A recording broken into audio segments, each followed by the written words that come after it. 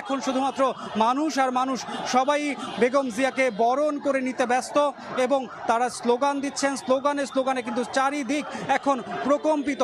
আমরা এখন যেই সড়কটি দেখতে পাচ্ছি, এই সড়কটি মূলত এয়ারপোর্ট হয়ে মহাখালীর দিকে চলে গেছে এবং বেগম জিয়ার যে গাড়ি বহরটি রয়েছে তার গাড়ির সামনে যেমন নেতাকর্মীদের ভিড় আছে, পুরো সড়কটি জুড়ে অসংখ্য নেতাকর্মীদের ভিড়। তাদের যে উৎসাহ উদ্দীপনা সেটা আসলে চোখে পড়ার মতো এবং তাদের যে আবেগ আমরা লক্ষ্য করছি, আসলে এই আবেগ আসলে কোনোভাবেই ঠুনকো হতে পারে না। তারা বলছিলেন যে তারা আজকে সকাল থেকে অপেক্ষা করছেন যে 17 বছর পর দেশ যে একটি রাজনৈতিক ধারার মধ্যে দিয়ে গিয়েছে, সেই ধারা পরবর্তী সময়ে বেগম খালেদা জিয়া অনেকটা সুস্থ হয়ে যে নতুন বাংলাদেশে ফিরলেন, এই যে রাজনীতির নতুন একটি ধারার সূচনা হতে যাচ্ছে, তারা এই যে ইতিহাসের সাক্ষী, সেই ইতিহাসের সাক্ষী তারা হতে চান এবং সেই ইতিহাসের সাক্ষী হতেই তারা এখানে উপস্থিত হয়েছেন। আমরা লক্ষ্য করছি বেগম খালেদা জিয়ার যে গাড়ি বহরটি রয়েছে, সেই গাড়ি বহরের সঙ্গে শুধুমাত্র বেগম খালেদা জিয়ার যে রয়েছেন তা কিন্তু নয়, তার সঙ্গে যারা বিভিন্ন স্তরের যারা নেতাকর্মী আছেন তারাও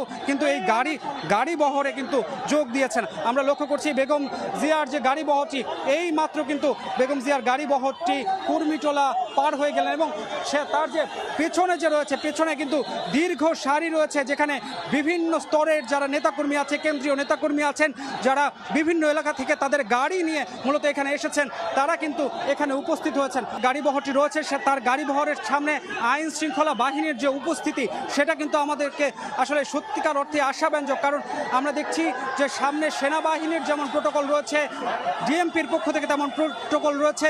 এখানে সত্যিকার অর্থে এই যে সড়কটি রয়েছে, অর্থাৎ কুর্মিটোলার সামনে যে সড়কটি রয়েছে,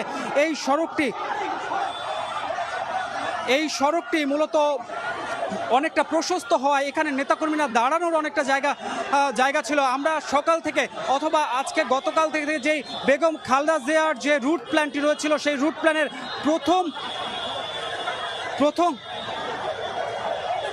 প্রথমে কিন্তু কথা ছিল যে বনানী কাঁচা বাজার, অর্থাৎ সরাসরি কাকলি হয়ে বনানী কাঁচা বাজার হয়ে গুলশানের বাসা ফিরোজার উদ্দেশ্যে যাবেন বেগম খালেদা জিয়া। কিন্তু এখন কিন্তু তার রুট প্ল্যান, যেহেতু মানুষের প্রচণ্ড ভিড় এবং উপচে পড়া ভিড়, সেই ভিড়কে মাথায় রেখে তার যে যাত্রাপথ, সেই যাত্রাপথে কিন্তু কিছুটা পরিবর্তন আনা হয়েছে।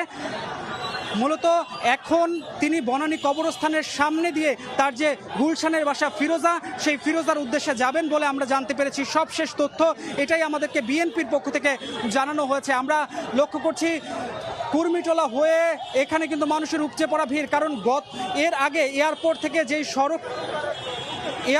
যেই সড়কটি ছিল, সেই সড়কটি পর্যন্ত